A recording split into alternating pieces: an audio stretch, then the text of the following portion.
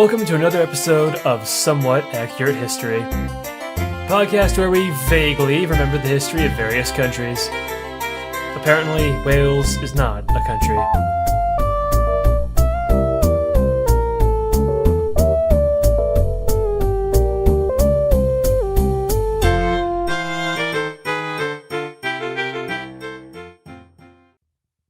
We last left Russia off in a really bad predicament. Khrushchev just fucked up everything. He had such a good fucking streak going. He was popping off, doing all these good things, and pissing off the Presidium all while doing it. But then, he did the whole missiles to Cuba thing, and essentially ruined all the good PR he had across the entire world. Now, remind me again, the Presidium. So the Presidium is the upper level of, the goons, the head goons. They're the guys. Think of it like how we have a Senate, But the Presidium is way smaller. Because the way it works in the USSR is it's a communist country. They have a fucking union. It's unions of workers and unions of this, unions and unions and unions. It is 17 levels of bureaucracy, right? So say you these are the guys at the top. In the beat-em-up game, these are the guys that when you punch them, the name Spud Punchowski appears in the top corner in a little health bar. Yes, exactly. So you would have these are the representatives of the smaller groups altogether. So you'd have Mr. Farmers Guild representative at the top, though. You get the idea. For literally everything. Dig Dirtsman. Yeah. And because it's Dirt Diggler. Because it's fucking the USSR, it's literally everything. Plumbers, electricians, specific tile guys, specific fucking insulators, literally everything. My name's Vinny. I do the vinyl tiles. My name's Thomas. I do the... Alright, you know what, Alex? I didn't really think this one out. I only know one type of tile. My new place that I moved into has these little tiny vinyl tiles in the hallway, and it feels like I'm in the YMCA. It's awesome. So. For reference of how all this was going down, Khrushchev was really good at pissing off the Presidium. Because what he did, and we talked about this before, but I'm just, refresher course, is that he essentially consolidated all the power into himself, like every other USSR leader up until this point has done. And unlike, say, the other three at this point, Khrushchev was third, he basically was a little more liberal, and the fucking commies hated that. They didn't like the idea of, opening up the country, letting them have books, letting them chew 5 gum, letting them smile, not having a beating quota anymore. Yes, he got rid of it. So he had a lot of hate going on, brewing up in the background, but they were just waiting for an excuse. And the missile crisis, perfect excuse, let's get rid of him. And the man behind getting rid of him was a man named Leonid Brezhnev. Now, here's a little thing about Brezhy.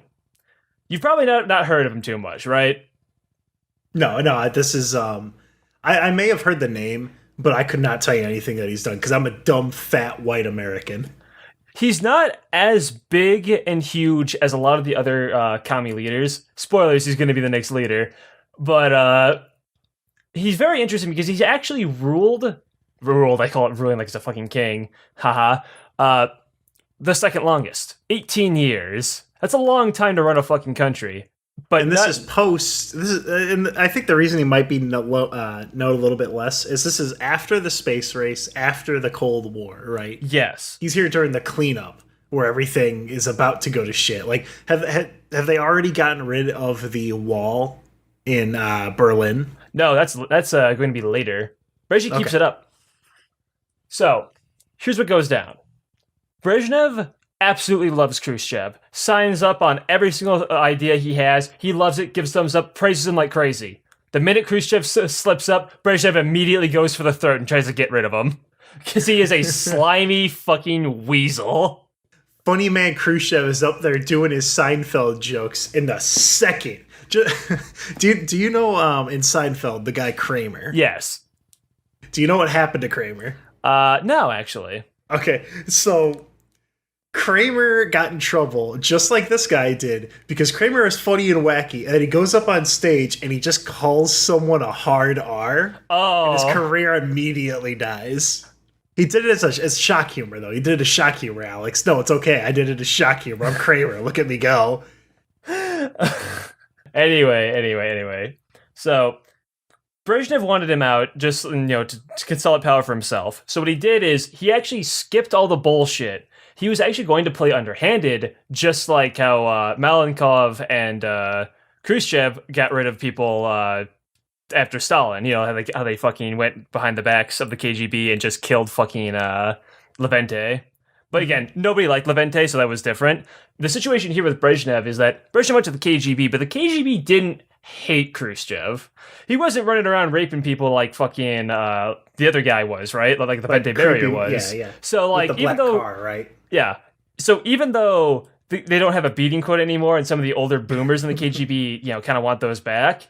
At the same time, the B in KGB stands for boomer. the KG boomers, they didn't hate him enough to go with Brezhnev's plan to just fucking take him out.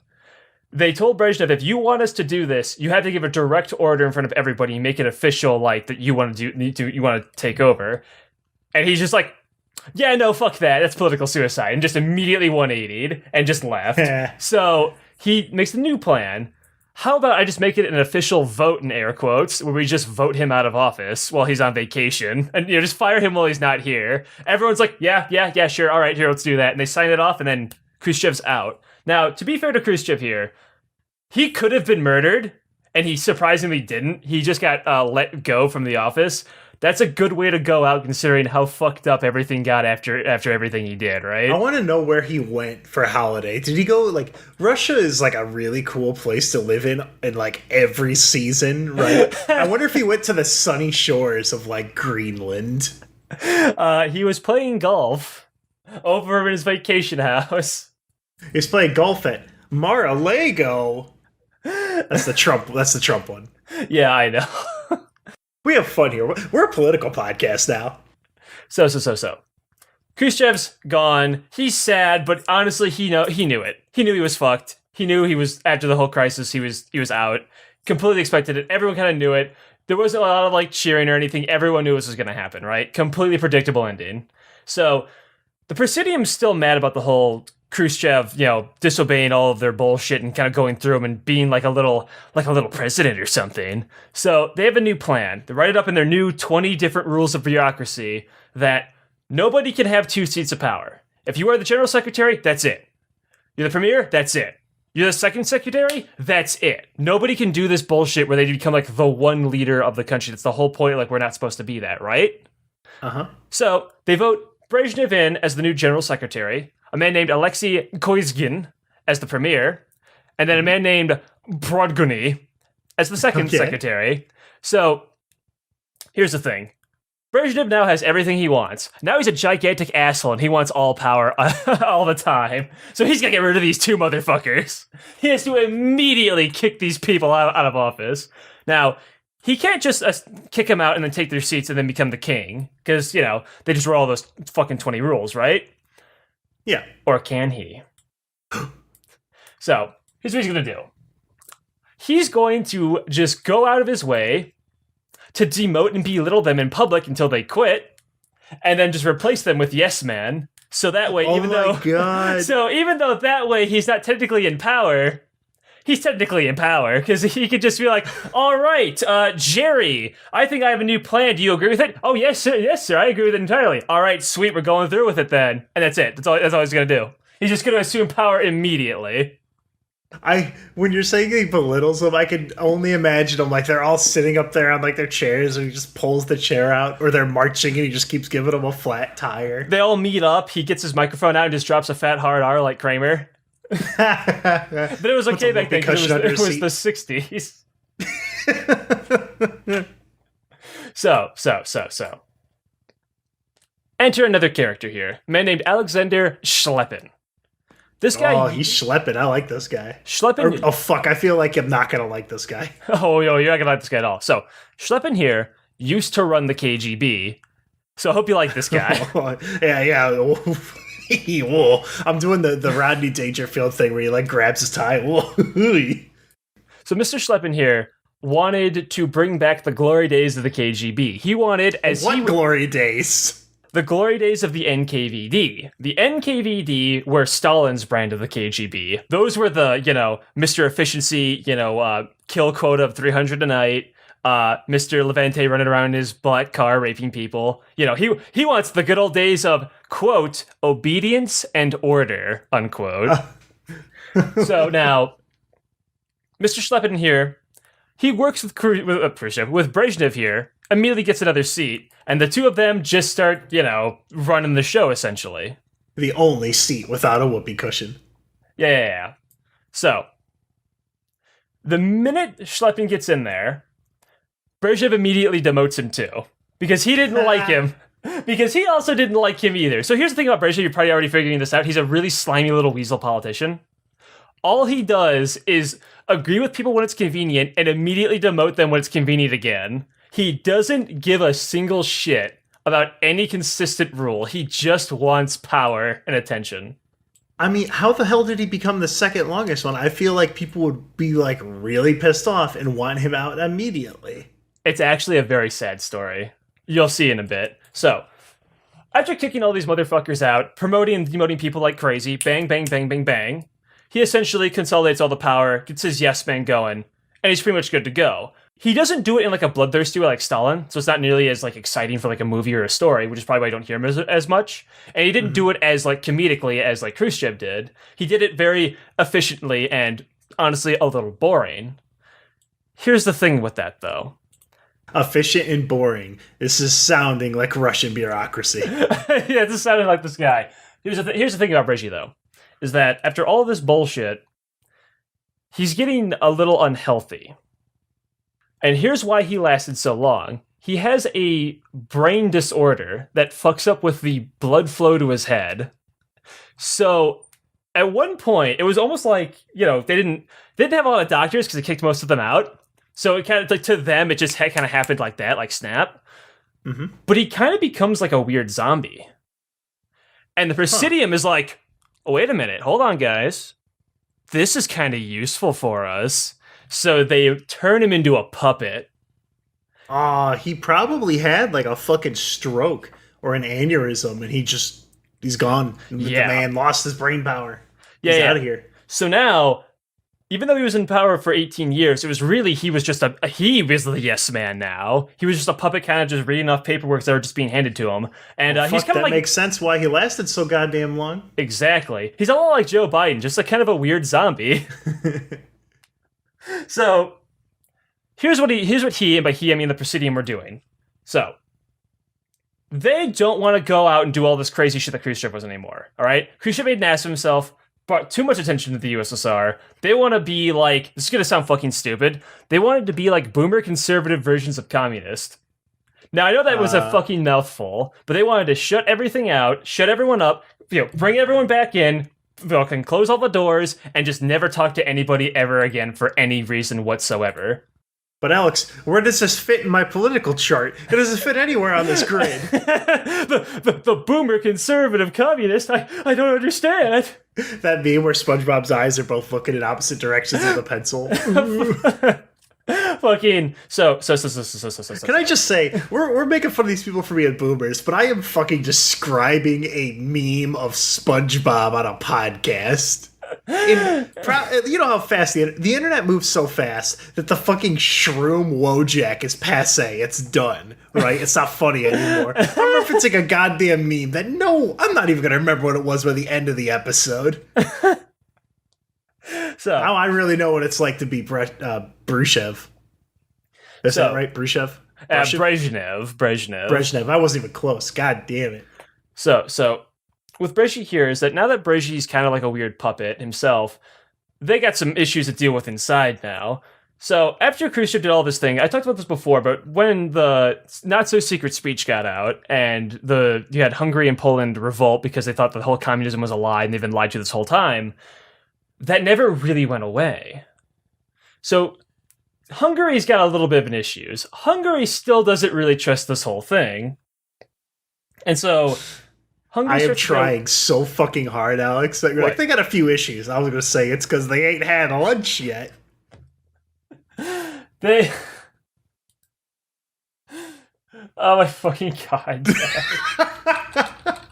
I could just imagine look on your face. You're like, I've been trying so hard to get this episode done. You've had it ready to fucking go for like 3 weeks. And I'm just Maybe they should have had a turkey sandwich. Maybe they should have just posted more Shroom Wojak emojis and they would have been happier. They wouldn't have had so many issues if they just watched some SpongeBob. So, Hungary's being a pain in the ass, Poland's still being a pain in the ass, but one country above all is being a huge pain in the ass. United States. No. Remember, this is all internal now. They've closed everything off. They're trying to focus on themselves now, all right? Gotcha. So, Czechoslovakia. Czechoslovakia has the fucking audacity, the fucking balls, the cojones for their motherfucking leader, who I'm not even gonna pretend to pronounce. I'm just gonna call him Jerry. Jerry walks in here, and he says, "Hey, guys, communism's cool and all, but I think we should maybe have like money." And maybe dun, you hear like a gong go off, and the fucking presidium just turns their fucking old ass heads and looks in his direction. I think maybe voting isn't actually that bad. I think we should be a little more liberal. So the presidium immediately manipulates, uses their fucking puppet strings to make Khrushchev sign off a document to completely mow down everyone with a tank. Yikes. And so begins the Prague Spring. So the Frog Spring? It's some fucking Czechoslovakian thing. I don't even want to pronounce it correctly. Ooh, you want to know a cool Czechoslovakian thing? My grandma makes Easter cheese, which is from Czechoslovakia. And now, yes, every single person who just heard me say that went, "What in the fuck is he talking about?" But no, it's okay. It has the consistency of brain, and it tastes like cyanide, which is like a slight almond taste. Anyway, go ahead and continue, Alex. I refuse to elaborate further. So. Jerry pisses up the whole presidium, and so they use this as justification to invade and beat communism back into these people. They are worried that they have some reports from the KGB that there are a bunch of Americans trying to sow dissent and sow chaos into the Soviet Union by telling them how cool democracy and money is and shit, and ruin the whole union, right? So that combined with him immediately saying that, oh, they're right. Okay, let's just go mow them down. So they go in there, and the Czechoslovakians don't want to just immediately fight back and cause a weird internal civil war, so they start doing different protests and shit, like setting themselves on fire. Oh, fuck. So this doesn't work, and the communists just keep mowing everybody down with their tanks and, throwing their flags around. Eventually they fly out Jerry. His name, by the way, is Dubek. As Dubček or something. But they fly Jerry back over here. And they pretty much put a gun to Jerry's head and say, "Take away the fucking thing. Take it a fucking way. We're gonna keep fucking mowing everybody down." Like, I thought we were supposed to be allies, buddy. Get the fuck back into the fucking line, you motherfucker. And they just start slapping them around and shit. Apparently when he got there, he was not allowed to sleep. He was not allowed to eat. And he was not allowed to even go take a shit until he signed this paperwork. They just had him just sitting there in that chair with a gun to his head until he fucking signed off about it. It took 22 hours of him just sitting there, by the way, for him to actually do it. Because he did not like how the USSR was running its fucking show right now. So, doing this, mowing everybody down, pissing everybody off, keep it all internal. And then, not a lot happens. Because Brezhnev causes a whole new thing in the Soviet Union. It's literally called the Brezhnev stagnation.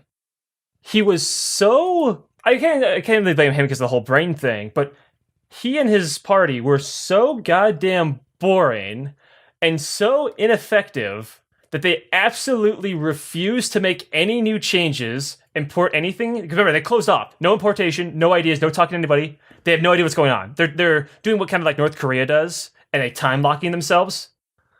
Because of this, it's actually probably why you haven't heard of Brezhnev so much. Because not that much was getting out, of course, but also because he was so uninvolved with especially us in America, that it really didn't matter.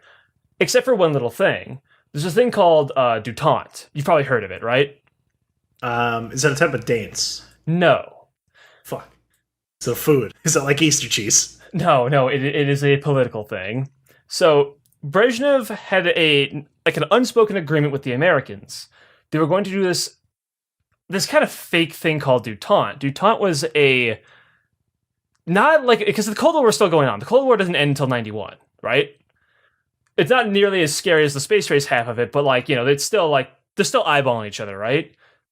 But both the Americans and the Russians kind of assumed that if they just kind of like left each other alone, they would just magically stop hating each other. Does that make any sense at all? So, Détente was not really, it was an act of showing that you were getting rid of military things and acting less aggressive. Again, an act to then make it seem like you were cooler and then not as constantly at war with each other. Thus, guys are starting to get friendly with each other. Thus, peace will happen. They literally just said, if we pretend to like each other, we just naturally will.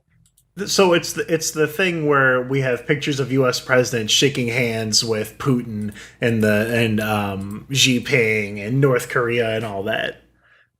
Yes.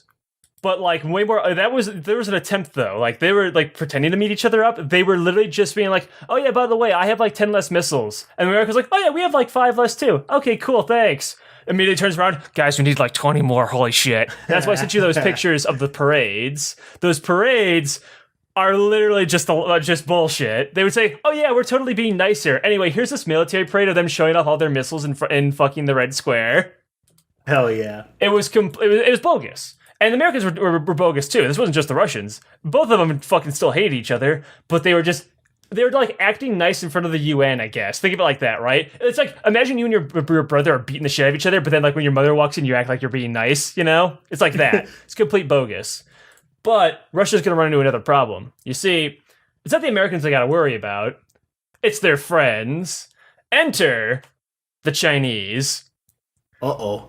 Now, you probably don't hear about this because, again, America was not really involved with this whatsoever, so you're not going to hear about it in our history books. But there was a very brief bit of conflict between Brezhnev and the current Chinese leader, who I actually forgot his name off the top of my head. I'm a really good podcaster. We'll call him Jarek. So Jarek is the obviously Chinese name of Jarek. There's this little island, right over here on the little right of Russia and China. Now, Russia and China are right next to each other, as you've seen on the map, right? Yeah. But where is this island? Like, it's this little like mile long like shitty little island with nothing on it, right? It's like one of those little islands you see in a fucking lake. It's literally on a river. It's nothing. Is it like Sicily, where Sicily, right off the coast of Italy, anytime someone from North Africa wanted to go to the Mediterranean or vice versa, they would just trample over that piece of land? No, because this literally meant nothing. Because this is out in the fucking like Russian/Chinese winterlands. It literally was just a dead little like island you'd find on a river, right? But to the Chinese, to the CCP, and to the USSR, that island was like a dick measuring contest of who actually owned it. And so they would constantly be at each other, like just eyeballing each other about this literally it's like the bucket war. It literally means nothing, but it fucking means everything to them, right? So like a bunch of Chinese guys, a bunch of Chinese like scouts walk onto the thing, and they're just checking it out, scouting around, doing their thing, because they think that they own that island. A bunch of Russian scouts walk by. They want to go check it out, but like because they think they own that island. And so they start immediately shooting at each other because they assume the other one's, invading into the other territory, right? And they cause this whole fucking thing. A bunch of Russians end up getting killed. A bunch of Chinese getting killed. Both of them lie about the numbers. They're not going to say how many actually died. They'll both say it was like 50. It was probably like a multiple hundred. And so they ended up getting into this huge skull about the island. And so they agree to literally just disagree because they don't want to fight each other. Because if the two communist nations fight right now, it'll make them look really fucking bad on the global scale. Because it would make it seem like... remember, China doesn't like Russia anymore after the whole Khrushchev thing. Mm-hmm. They had the split. So they're not necessarily allies, but they're not necessarily enemies. They're just, oh yeah, we're both communists. Don't look at us. And you can make communism look really shitty, and by extension, our individual countries by us infighting like this. Exactly. Well, not even infighting, because I mean, they were two entirely separate entities. They didn't give a fuck about each other, except for the fact that they shared a political system. A political/economic system, which was being heavily challenged because it was still relatively like new at the time. Well, it's been a few decades, but you get the idea. You know. Yeah. they both swallowed their pride in a very really odd moment of like humility on a political system, and they just let it slide, and they just both agreed to just stay away from the fucking island and just leave it there. Again, the island really doesn't mean anything. It's not like Gibraltar or something, where a bunch of countries like just kind of like do things there. Yeah, you can't land an airplane on that island. It's too small. Yeah, it's literally just a shitty little island in a river. So they just ignore it and let it slide. But this is causing some tension because this gets out. The Americans, mock Brezhnev. This makes Détente look bad. You get the idea. It causes issues, but again, no one wants to do anything because this is peak Cold War. Nobody wants to fucking actually point fingers and actually cause any problems. Everyone's fucking, twitchy on the whole nuke thing. This reminds me, too, there is a conflict very similar to this that happened between the United States and Canada, where there was this island that was big. It was a bigger island, and there was like a dude that was raising pigs on there. And this fucking American guy kept going over there, and he kept breaking the gate, and the pigs were getting loose. Anyway, that almost broke out into a full-scale conflict with like 12,000 people on each side. Jesus Christ, man. This is the thing that I've noticed a lot when researching Brezhnev, is that like there's so many of these little stories that are like really interesting, but they have no real conclusion or ending because everyone's so fucking scared of each other at this peak time, right? There's nothing exciting like or dramatic or scary or funny like the previous leaders. He's very reserved. It is the main gate on Two Fort. All the soldiers and demos are dead, and two spies bump into each other. Are they going to decloak and start to fight each other? No, we're just going to keep on walking and pretend we never even saw the guy. Don't even say it in voice chat. Exactly. That's one of the issues I actually had researching Brezhnev because, except for the whole brain thing, which is a kind of side little thing, again, he just kind of rules, is really closed off and doesn't do anything for 18 fucking years and just time locks his fucking country. So I end up going down this rabbit hole while researching and try to learn more about the KGB themselves, because the KGB is ultimately important to Brezhnev and Khrushchev. Now, the KGB here, while they didn't agree with Leonid's whole things, they have a new guy running it called Yuri Andropov. You've probably heard of Yuri. We'll get to him in another episode, don't worry. Okay. Foreshadowing. But with Yuri and Brezhi, they both agree that they want old systems like the glory days, right? Because they're all internalized now. They're all, closed up. They're not doing all this bullshit. They're trying to keep everything back in, obedience and order, right? So they agree that they need to reinstate more authority for the KGB. That is the nice way of putting that. What they really want is the KGB wants beat quotas again. They want to be able to just run around, beat the shit at people, mark it up, and just do whatever they fucking want. They miss the glory days of not having to answer to anyone or have any accountability outside of themselves. Essentially, yes. Now they want to be their own little mini Brezhnev. Pretty much. Now they want the suppression. They want house raids, house searches. They want monitoring everybody with binoculars, reading all their fucking wiretaps and shit. They want everything. But Leonid's not retarded. He knows that that's kind of a bad idea. He knows that he needs the KGB to like him and do what he wants, but he's not going to let him just, kill 300 people a day again. Honestly, right? Like, imagine if you were in some country and your national security association or whatever, like some NSA or something, they wanted to be able to tap into every single person's cell phone at any time and always be listening to anything that they do. That'd just be... It's too much, Alex. For your own citizens, come on. Isn't the world a fun place? How to make a pipe bomb. There we go. I'll give the NSA something to do there. Now, when I was digging through the KGB, I found some really interesting things. Like, the KGB is a big thing. You've heard of them. You know them. Did you know that there's only 2 publicly released records of their actions? Oh, what are they? It is a small issue of wiretapping an individual's house and admitting to having a few spies in other countries, and that's pretty much all they've ever admitted to doing, even though we both know that there was a lot more going on with the KGB than that. I don't know. The paperwork says something different, Alex. Now, Digging around the spies thing, though, I found a very fun little story. Much like how you will research a topic and find this whole other thing, I ended up finding this really interesting kind of side thing. So we'll go off a little side story here. Because Brezhnev is so boring, I literally had to go down our spy rabbit hole for this story. Now, enter the Cambridge Five. You know they're gonna be cool when they got a name like that. They have a fucking nickname for their group. You've got a few motherfuckers. You got Donald McLean, Guy Bergs, Harold Philby, Anthony Blunt, and John Cairncross. Okay, These are Alex, 5 idiots. What's up? you're just describing like a grindhouse spy movie. Like those are not real names. Those are the names of like the in like the TF2 comics. They had like the Team Fortress Classic. That's that team. Don McLean and Guy Bergs. They cross their arms and look at the fucking camera with sunglasses on and an explosion behind them.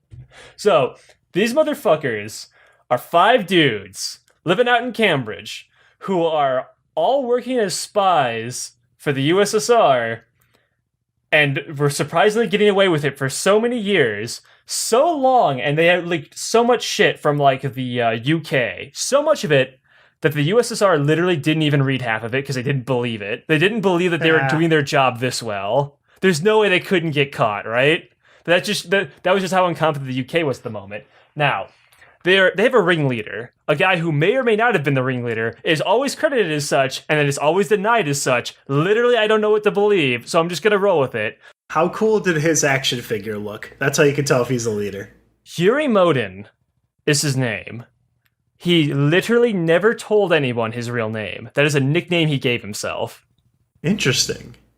I wonder if the name is like a reference to like a famous book or something. I know Yuri is a really common Russian name, so Modin might just be a common name too. Maybe you name yourself like Johnny Johnson, right? My name's Dick Johnson. So, Yuri literally, no one knew anything really about him. He was married. You ask his wife like about him, she wouldn't know. Literally never told her anything.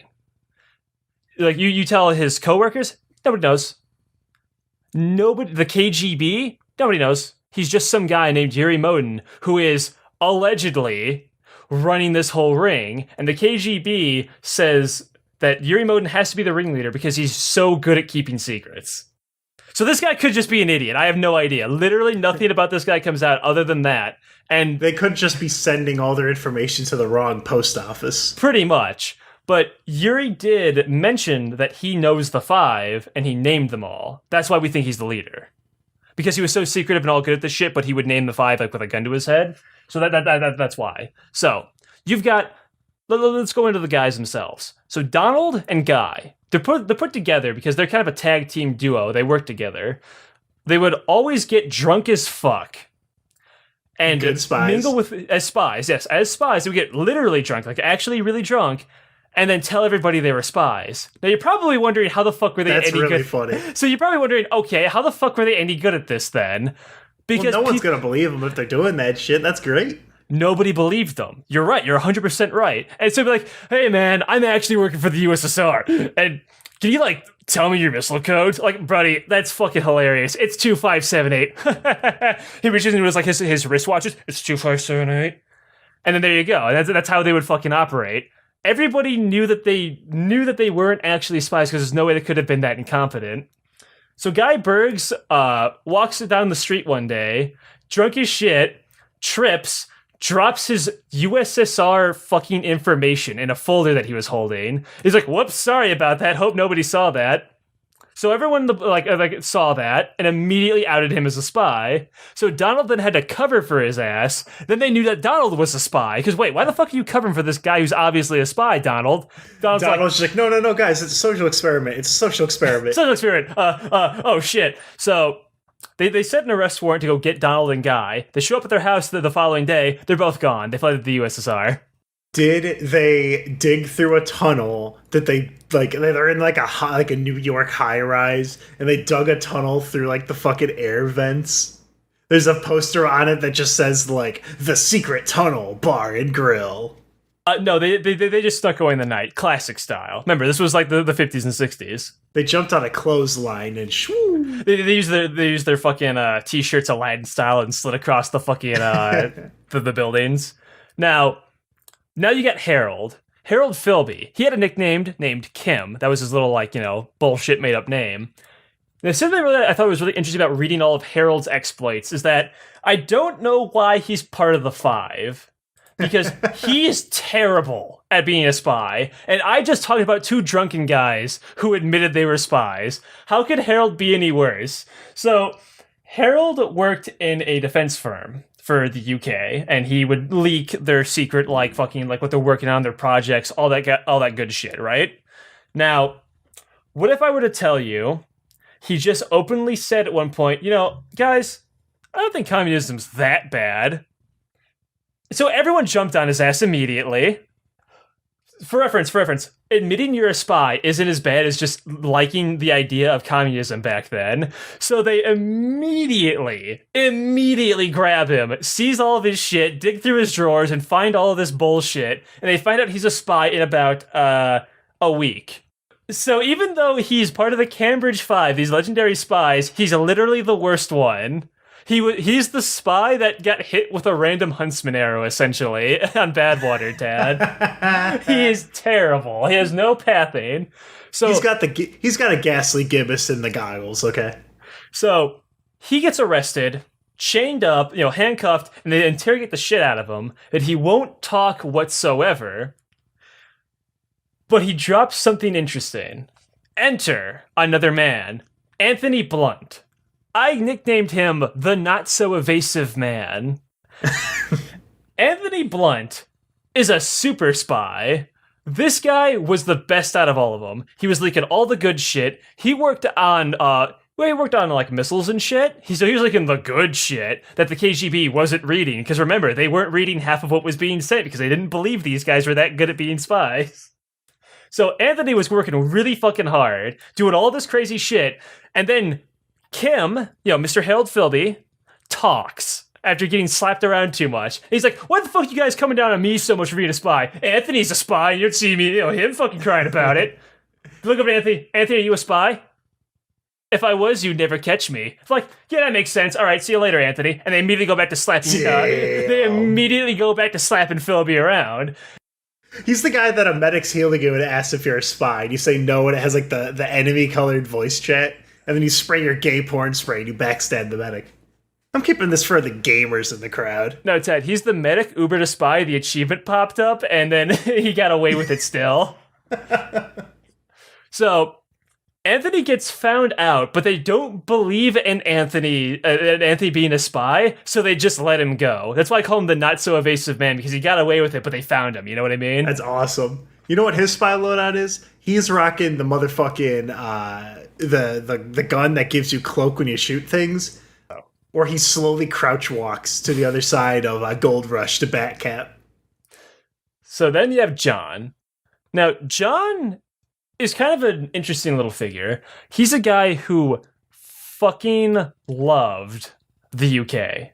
Even though he thought communism was pretty good, he still loved the UK, and he was still sending documents to the USSR, but he would tell you that he's doing it for your own good. He's doing this because he loves the UK so much that he's like a fucking anime character. He was leaking USSR information so that the way they would get stronger and the UK would then have to get stronger in retaliation. This was his brain blast of a plan. So he was considered one of the Five, but he himself would never say he was actually a spy. He said he was doing it for some long-term goal bullshit. I'm pretty sure he was just trying to get out of getting it arrested. Now, we have the numbers. The numbers of each guy's what they're sending. So Blunt, he sent only 1,771. That's only, by the way. He's 6th place on the scoreboard. But they were all the most useful because they were missile related and shit. So they're the ones that actually got read. That's why I consider him one of the best.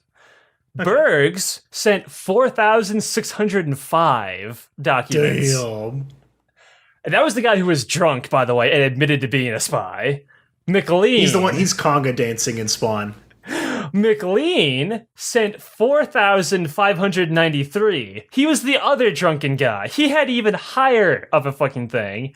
Then His loadout is he has the spy crab hat, the spy crab in your pocket, and he's walking around doing the spy crab, disguised as the enemy spy. And then John, Mr. I'm not a spy, you're a fucking spy. Don't fucking look at me. I'm doing this for UK's own good. 5,832, topping the scoreboard. I feel like after so many, you'd be like, this is not working. Cool, well, because you remember, they would send all this shit to the USSR, and then they wouldn't read it because they didn't believe them. They were literally just they had all to lose, Ted, and nothing to gain from spying for the USSR. That is how awful the Cambridge Five were. That's why I thought it was really funny reading about this, where they're like doing all this shit, like getting like sneaking out of countries, hiding all this shit, getting arrested, literally for nothing. What they're doing is they're fucking taking out like okay, they are a well-oiled machine in this 2-4 match. They're taking out every single one of these bottom of the scoreboard snipers. They're taking out these medics that are rocking the fucking Kritzkrieg. They're sapping everything in the engineer nest. But the rest of their team is just snipers with Razorbacks. Pretty much. And I just thought this was so interesting, learning about all this spy shit, and like, I guess the realization of how worthless half of it was, you know? Like, you have this romantic idea of, like, these spies, but in this case, this was a bunch of guys who... Oh, do you want to know why they were spies? I should tell their motives. Because these guys were from the UK. They're like John and Anthony. They're not like Russian guys who got sent there. They're guys who, I'm like... gonna guess. Sure. Okay, so, grew up on a sharecropper farm. Thought fucking sucked ass. Wanted out, found his out, and just immediately left. Other one was secretly gay, wanted out. One of them, he wanted to go to England with one of those drums and say, hit the bloody ball, England. He wanted to do that. The other two weren't spies in the end. No. Damn So, it. they were all part of a socialist, communist little, like, group that they would meet up on Sundays. They all agreed that communism was the only way to combat fascism, so they all shook hands and agreed to spy for the USSR. They didn't have any actual ties to the USSR for a long time, up until, you know, like Bergs and shit who ran away and snuck in there. Which, by the so they were Englishmen. yes, that's why their names were like John, Anthony, okay. Donald. See, I thought those were their spy names. I No. thought this whole time that they came from Russia and were there. Okay, now this is making They would never My- let a guy from Russia into a security firm. I think during that this time. Yeah. I honestly thought, I'm like, wow, the UK after World War II must have been really fucked. No. These were Englishmen who were essentially converted and were spying from the inside out. Think of it like that. They were corrupted by shitty ideals by a country that didn't give a shit about half of what they were sending them. Hell yeah. It feels, now it makes more sense why they're ignoring them. It's just Yeah. like, fuck, dude, this is a cartoon where they're like, yeah, just leave us alone. Go and do it over here. I don't really care. Exactly. The mailroom is just flooded. Secret information about how to defeat the UK and spread global communism. Yeah, that's probably bullshit. Just rips it. I imagine the first 1,000 of each one was just like, 4th Street at this corner leads to 5th Street. We'll telegram further information. Yeah, probably. It's probably a lot of logistical kind of things. I drew this map on a napkin, but I got a little bit of beer on it because I am fucking sloshed. We'll telegram further information. Yeah, and I saw that was a really fun little like mini story to just look up into about reading all this shit, because a lot of the information is like not, you know, told because it was spy shit, and the UK didn't want to talk too much about it because it made them look really, really bad. The US actually like sent a letter to the UK and was just like, guys, you gotta fucking shape up. You had 5 spies in there. That's bad. You gotta get some Navajo code breakers. So, no, back to let's go back to Bresci, because Bresci's getting kind of old now. Now, everything is you probably have been figuring out from this thing, pretty mediocre right now in the USSR. The China hates them, the US hates them. They have shitty spies. Nothing's really going well. They have no technology. They're still using shitty radios. People have TVs. They don't. They're still hungry. Know what we need right now? let's put our minds into brain damaged, senile old Brezhnev. We need a war. No, we need a hero.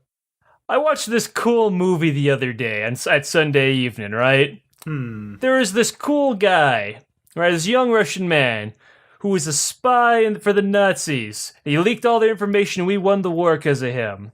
That actor, I think he deserves a hero medal. They went to Brezhnev and said, Brezhnev, he was an actor. His name is Vyacheslav Tikhonov. He is not actually a spy. No. I think he's a spy. No, he's a cool guy here. Let's give him the, let me just dust this off here. The highest honor in the entire USSR award. Sir, you haven't given that to an army soldier. No. That's not he deserves it. So they had to grab him by like his fucking tard leash and pull him away from making an ass of himself. Grandpa Bresci is just sitting in his lawn chair that he has in the living room watching Me TV. And he's like, I really like this Svengoolie man. He's only 25 years old. No, Grandpa, Svengoolie is in his 60s, but I just saw him on the telly. We should give him a Purple Heart. So is Svengoolie like one of those juggalos? Yeah, so they have to, because if he were to do this, they would make everyone look really dumb and stupid and just be embarrassing. So they pull him aside by his leash, give him a different award that's like slightly less cool, called like the Outstanding Actor in the USSR award, and they tell Brezhnev it's still the other award because he's a fucking brain damaged zombie at this point. And so then he puts the medal on the actor, and the actor's like, cool, thanks, whatever, and then goes back to being an actor. He just throws it in the garbage on the way out. It was like the fake medal in Phoenix Wright, just a bottle cap with the name on it. After all of this, after basically, I want to say ruining the country, but pausing the country, causing a massive stagnation that's literally named after him, causing a bunch of more tension with your old friends, making your old enemies think you're an idiot, and having a bunch of incompetent motherfuckers running around, spying on people and beating the shit out of people in the streets, Brezhnev goes out with a fucking bang. Brezhnev dies of a fucking heart attack in 1982. 82. Wow, holy shit. We're really getting up to modern day now. Holy shit. Yeah. And it's also because I essentially summed up 18 years of a guy ruling with some memes and shitposts because nothing happens. Nothing happened, yeah. Nothing happens. It's like homeostasis. Yeah, obviously little things happen. Like Jerry fucking stubbed his toe like Tuesday evening. Like obviously people were doing things, but like nothing as fun or as interesting as the previous leaders. Nothing I can really ride home and have fun about. That's why I kind of had trouble with this episode. Who comes after him? Gorby. I'm sorry, Yuri, and then Gorby. Yuri Andropov, the KGB guy you mentioned earlier, he's going to become the next guy because, well, he's got the KGB and they just got a bunch of power from Brezhnev. Perfect time to assimilate power, am I right, guys?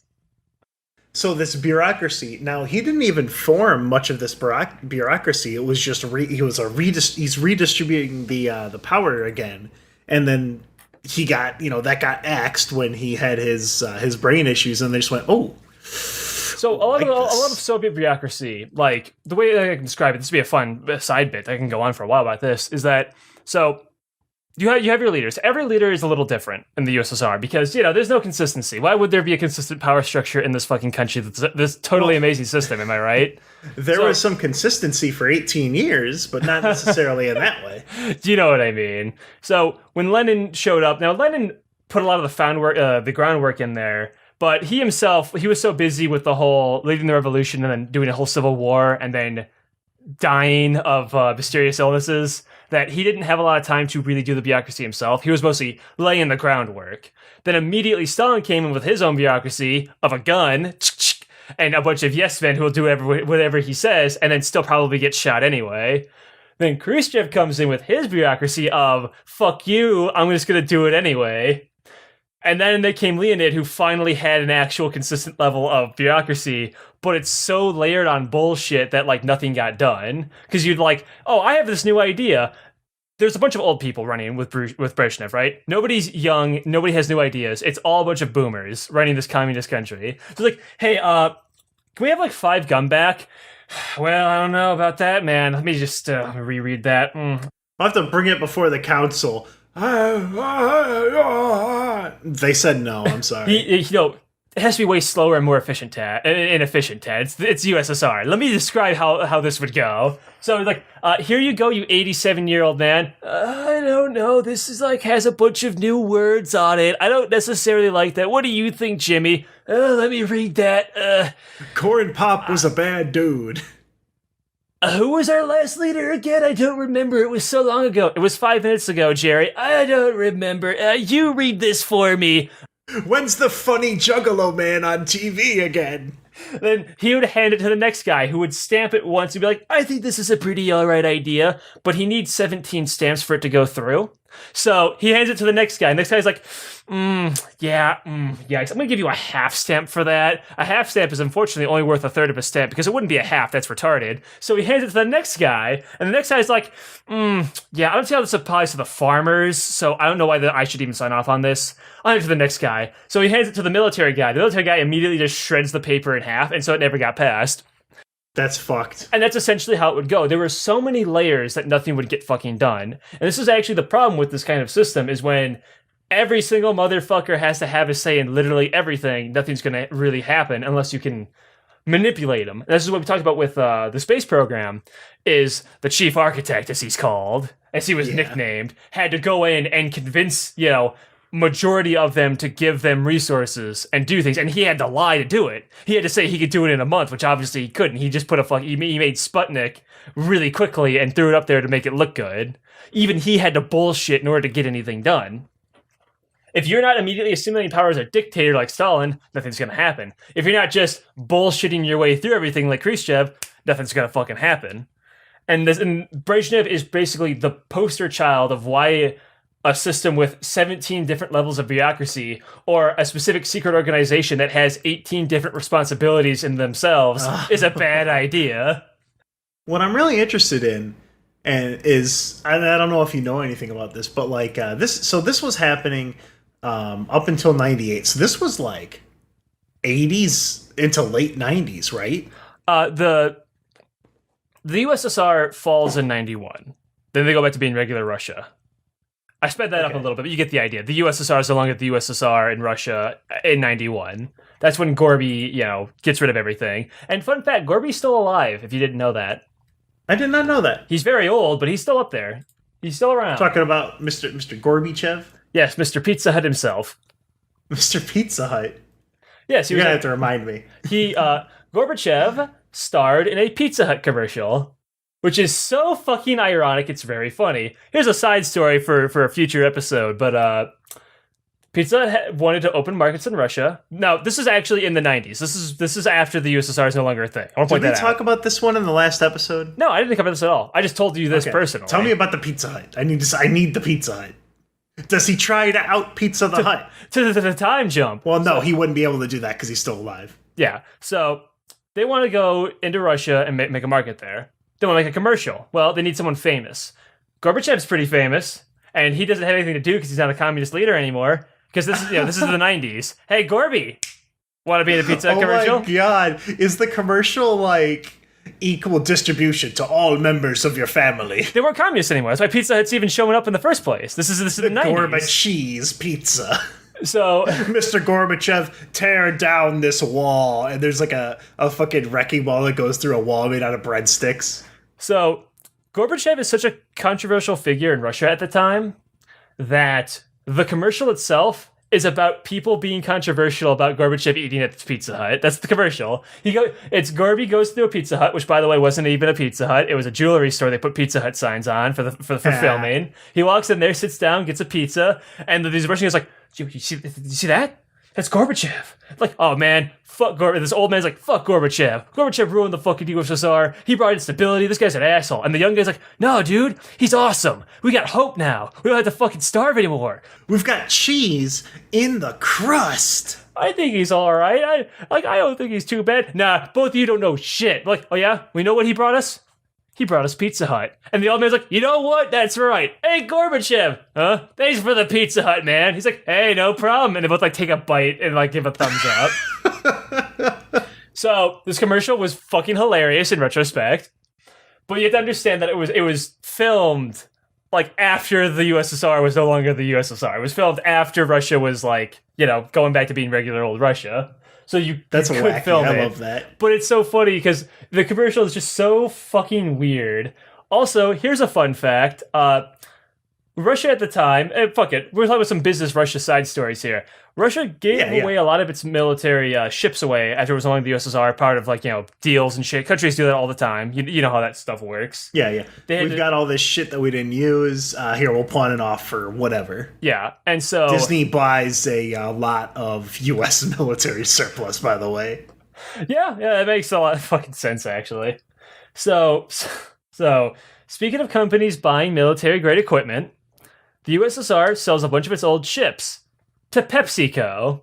So PepsiCo buys all of these ships, and for a few years, they have one of the largest navies in the world, because these are all still warships.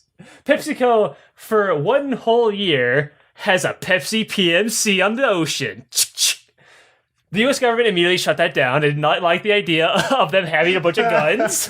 They immediately said, okay, PepsiCo, you gotta hand them over. Come on. Guns, hand them over. No. Yeah, PepsiCo was not gonna. If PepsiCo said no, that would have literally started the franchise wars. So PepsiCo handed the ships over. But I love Who won the franchise war, by the way? Wasn't it Taco Bell? Taco Bell, because all food in the future is Taco Bell. Dude, I could slam jam some Taco Bell right now. I want to see fucking Stalin in a Taco Bell commercial. I want to see him go like, I want the taco. I want no tomato, no lettuce, no cheese, no meat, no food. They give him an empty fucking plate. But he does get a Mountain Dew Baja Blast. He gives a thumbs up to the camera. Anyway. I was gonna say he drinks the Baja Blast, he does the fucking shocker.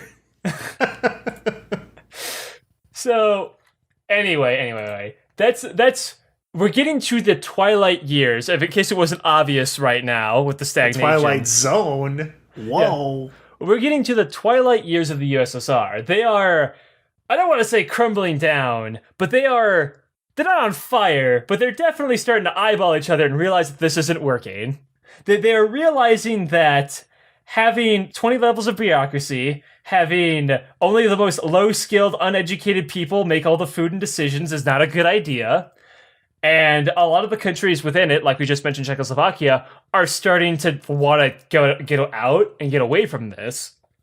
They want to farm their Easter cheese in greener pastures. Yeah. And their Kurdish. So we're going to find out where that's going to lead Goulash. us in the next episode. Because the next episode, because it happens very fast, because, again, we're on 82, literally the USSR is going to fall in 9 years. So I'm going to condense the next two together, essentially, with Yuri and Gorby, because it's a lot more efficient that way. With this episode itself, this episode could have been 20 minutes, but I wanted to give you guys some KGB spy stories. Fun. Yeah, I wanted you to have a little bit of fun here. Because I want to be an entertaining podcast. Because there's tons of history channels out there. I want to make you smile a little bit.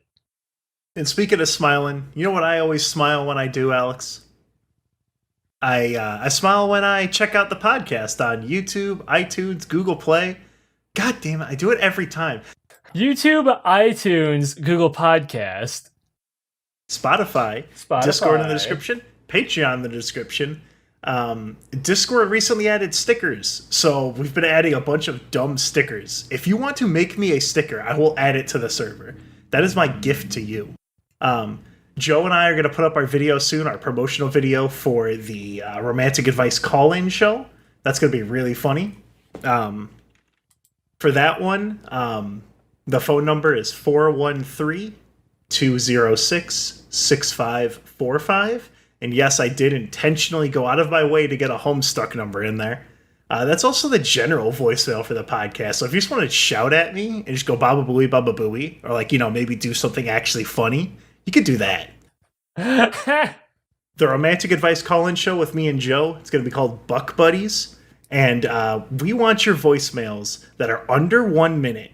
We want you to ask us romantic advice, dating, sexual activity, anything that's in that whole sphere. And me and Joe will tell you, we'll give you some straight dick. So you can call that number, or you can send an email to the let me tell you about at gmail.com. Let me tell you about with 3 T's. I hope you guys enjoyed the episode. We will see you again in the next episode. I love each and every one of you. Good night. Cat, if you try and paw up my screen again, I'm going to break your little toesies. I warned you. I told you about this, not on the podcast.